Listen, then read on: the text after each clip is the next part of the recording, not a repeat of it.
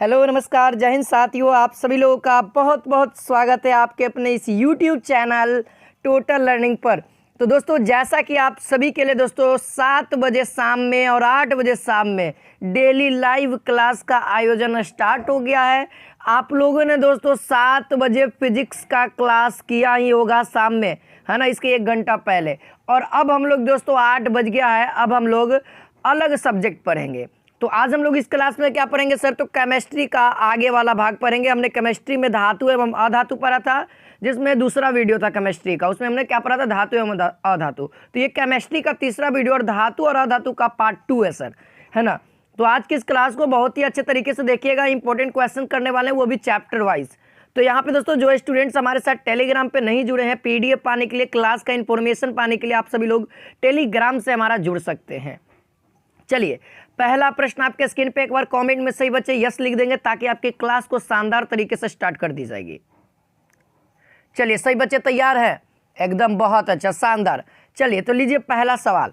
तो लीजिए पहला सवाल दोस्तों कहता है कि लोहा क्या है? लोहा एक है, ऑप्शन नंबर 1 कहता है धातु, ऑप्शन नंबर बी कहता है उपधातु, ऑप्शन नंबर सी कहता है अधातु और ऑप्शन नंबर डी कहता है मिश्र धातु।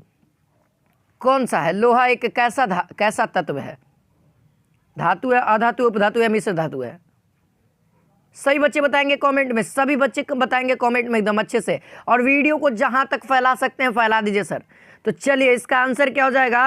एकदम सही आप लोग जा रहे हैं, बहुत अच्छा, शानदार। धातु दोस्तों, या लोहा एक क्या है? धातु है। लोहा का संकेत क्या होता है दोस्तों? तो आप सभी को पता होना चाहिए, Fe होता है ना, Fe होता है। अगर मैं इसकी परमाणु संख्या की बात करूं दोस्तों, इसकी परमाणु संख्या कितनी होती है? तो 26 होती है ना, 26। चलिए अगला प्रश्न, क्वेश्चन नंबर 17 दोस्तों फटाफट बताएंगे। निम्न में से कौन एल्यूमिनियम का मिश्र धातु है? निम्नलिखित में से कौन ऐसा धातु है दोस्तों जो कि मिश्र धातु किसका है? एल्यूमिनियम का मिक्सचर है। ऑप्शन नंबर 1 मैग्नीशियम, option number B silver, German silver, option number C पीतल और ऑप्शन नंबर डी है कांसा। बताएंगे सभी विद्यार्थी इसका आंसर?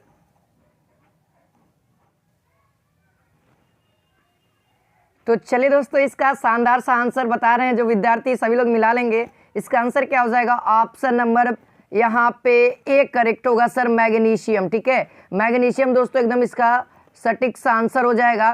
तो ध्यान रखना है, ठीक है। बहुत सारे बच्चों को कंफ्यूजन होगा सर मैग्नीशियम कैसे होगा, तो इसका 100% मैग्नीशियम ही आंसर होगा। इसका तांबा का भी होता है, ठीक है, तो ध्यान रखना है मैग्नीशियम।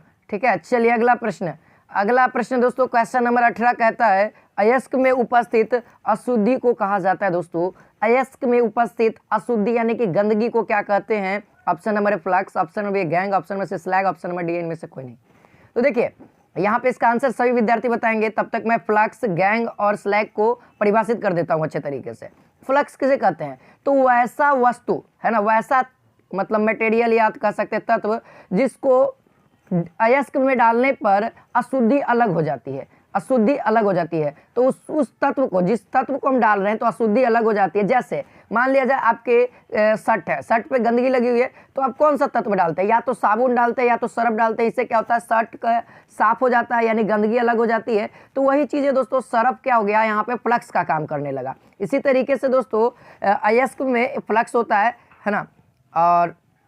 और गैंग, इसका जो गंदगी होता है ना दोस्तों, इसको SiO2 यानी कि गैंग के नाम से जानते हैं। ठीक है, गंदगी को गैंग के नाम से जानते हैं। और जब फ्लक्स और गैंग यानी गंदगी, फ्लक्स और अयस्क, ये तीनों मिक्सर रहता है ना, मिक्सर रूप को हम लोग स्लैग कहते हैं। ध्यान रखना है, मिक्सर रूप को हम लोग क्या कहते हैं? स्लैग कहते हैं। ठीक है, चलिए अगला प्रश्न दोस्तों क्वेश्चन नंबर 19 कहता है सोडियम एल्यूमेट के जलासन से प्राप्त होता है। सोडियम एल्यूमिनेट के जलासन से क्या प्राप्त होता है? यहाँ पे AlO3, ऑप्शन नंबर बी है Al2O3, और यहाँ पे देख सकते हैं ऑप्शन नंबर, यहाँ पे देखिए सी और डी कहता है Al2O3 2H2O। ऑप्शन नंबर इनमें से कोई नहीं। बताएंगे सभी विद्यार्थी इसका आंसर? तो देखिए, जो सोडियम एल्यूमिनेट का जलासन है ना, जलासन करते हैं, जल के साथ अभिक्रिया करते हैं, तो इसका करेक्ट आंसर क्या हो जाएगा? AlOH3 हो जाएगा सर। यानी कि जो ये हाइड्रोजन और ऑक्सीजन है ना, वो 3 बार आएगा। ठीक है, ध्यान रखना है। चलिए अगला प्रश्न देख लीजिए। क्वेश्चन नंबर यहाँ पे दोस्तों बहुत ही इंपॉर्टेंट 20 नंबर कहता है धातु के ऑक्साइड प्रायः होते हैं, सॉरी अधातु के ऑक्साइड प्रायः कैसे होते हैं, क्षारीय होते हैं या अम्लीय होते हैं या उदासीन होते हैं या इनमें से कोई नहीं। बताएंगे अधातु के ऑक्साइड है ना कैसे होते हैं। बहुत अच्छा, सभी विद्यार्थी बताएंगे एकदम लगातार।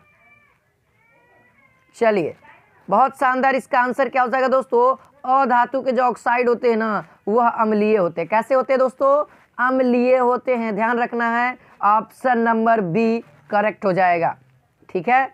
चलिए अगला प्रश्न इसी बात पे, यहाँ देख लीजिए क्वेश्चन नंबर 21 कहता है दोस्तों AlOH3 को गर्म करने पर प्राप्त होगा। क्या दोस्तों, AlOH3 को गर्म कर रहे हैं, हीट कर रहे हैं तो क्या प्राप्त होगा, जल्दी से बताएंगे सभी विद्यार्थी इसका आंसर। Al2O3 या Al या फिर O2 या इनमें से कोई नहीं,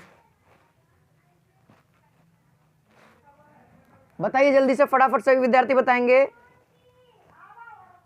चलिए इसका आंसर क्या हो जाएगा दोस्तों, ऑप्शन नंबर ए वाले विद्यार्थियों का एकदम करेक्ट चल रहा है, Al2O3।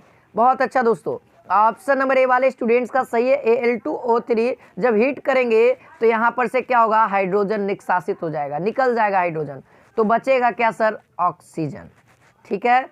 चलिए इसी बात पे अगला प्रश्न दोस्तों आपके एग्जाम के लिए मोस्ट इंपॉर्टेंट, जिप्सम का अणुसूत्र क्या है।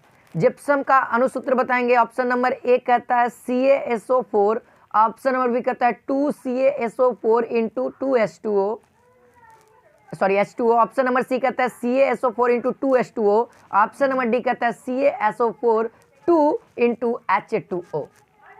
बताइए जिप्सम, जिप्सम तो इसका आंसर क्या हो जाएगा दोस्तों, ऑप्शन नंबर सी हो जाएगा, CaSO4 इंटू 2H2O। बहुत अच्छा, ठीक है, बहुत अच्छा यहाँ पे।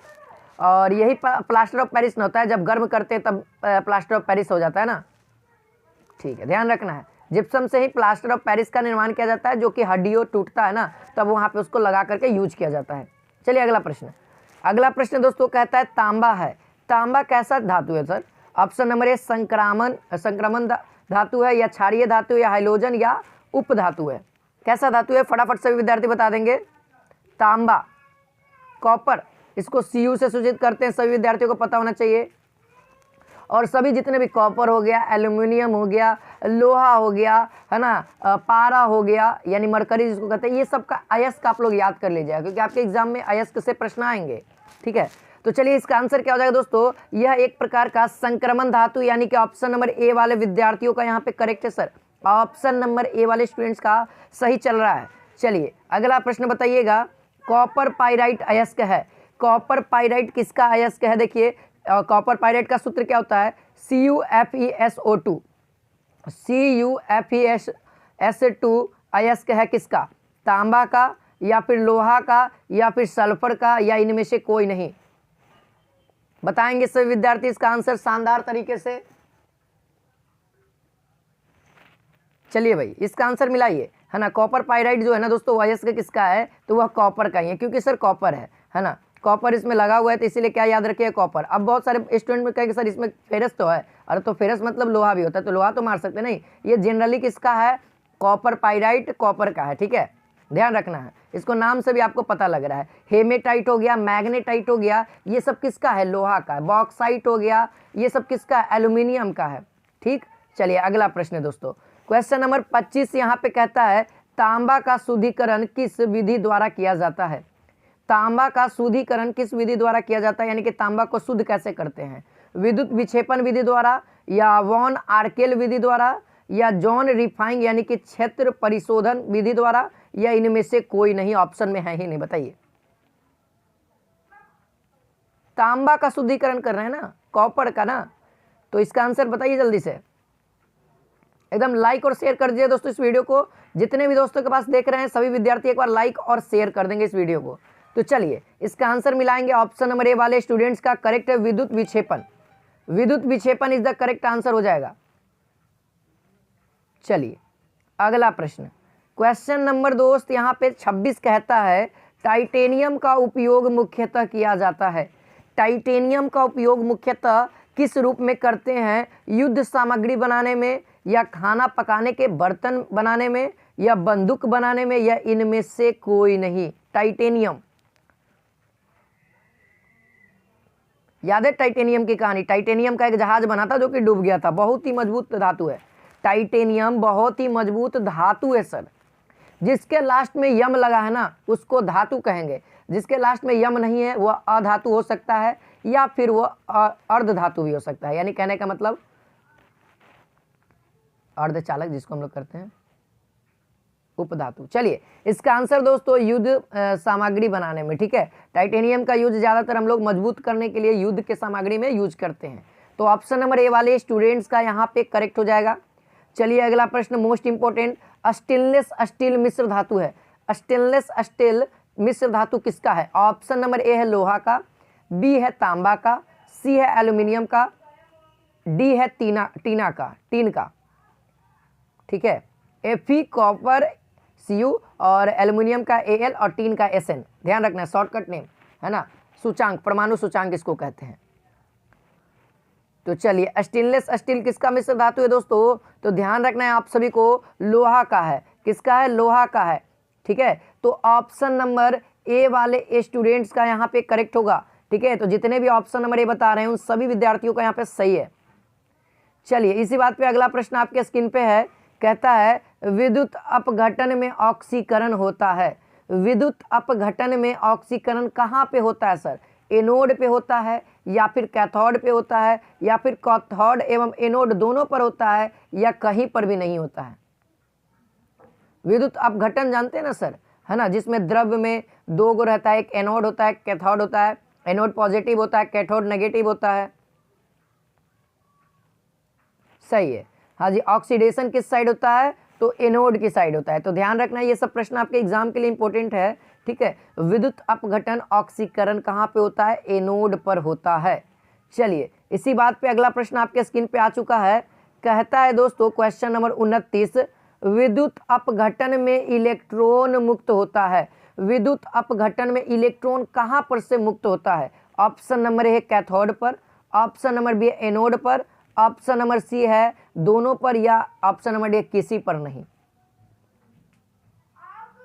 इलेक्ट्रॉन का मुक्त हो रहा है यानी कि इलेक्ट्रॉन निकल रहे हैं सर, नेगेटिव निकल रहा है। तो ऑप्शन नंबर कौन सा होगा?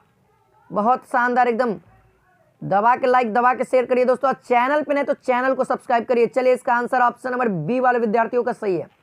एनोड यहाँ पे करेक्ट आंसर होगा सर, एनोड पर ही इलेक्ट्रॉन मुक्त होता है। चलिए ठीक है, ध्यान रखना है। चलिए अगला प्रश्न, क्वेश्चन नंबर यहाँ पे 30 कहता है दोस्तों, फेरस सल्फेट से लोहे का निम्नांकित में से कौन सी धातु विस्थापित करती है? यानी कि दोस्तों यहाँ से कहने का मतलब फेरस से क्रियाशील धातु कौन सा है, फेरस से बरियार धातु कौन सा है? एजी यानी सिल्वर, जिंक, कॉपर या टीन? तो इसके फेरस सल्फेट में दोस्तों यानी कि लोहा से जो अधिक क्रियाशील होगा तभी ना विस्थापित करेगा, बरियार ज्यादा रहेगा तब ना भगाएगा। तो यहाँ पे answer zinc sir, zinc ferrous यानी कि लोहा से ज्यादा बरियार है और वो उसको फेरस सल्फेट में फेरस को हटा देगा और जिंक सल्फेट बना लेगा। ध्यान रखना है, ऑप्शन नंबर बी वाले स्टूडेंट्स का यहाँ पे करेक्ट है। तो दोस्तों उम्मीद है आज की क्लास आप सभी को शानदार लगी होगी, तो इस वीडियो को लाइक और शेयर करना है। मिलते हैं फिर से नेक्स्ट क्लास में, है ना। सुबह में आप सभी को दोस्तों पेड क्लास चल ही रहा है, जैसा कि पता है 699 का। जो स्टूडेंट हमारे इस कोर्स को नहीं लिए हैं तो यार जल्दी से ले लीजिए, बहुत ही जल्दी होली पे नया सेशन स्टार्ट हो रहा है। नया सेशन कहने का मतलब फिजिक्स अलग होगा, इंग्लिश का स्टार्ट होगा। तो चलिए मिलते हैं नेक्स्ट क्लास में। जय हिंद, जय भारत।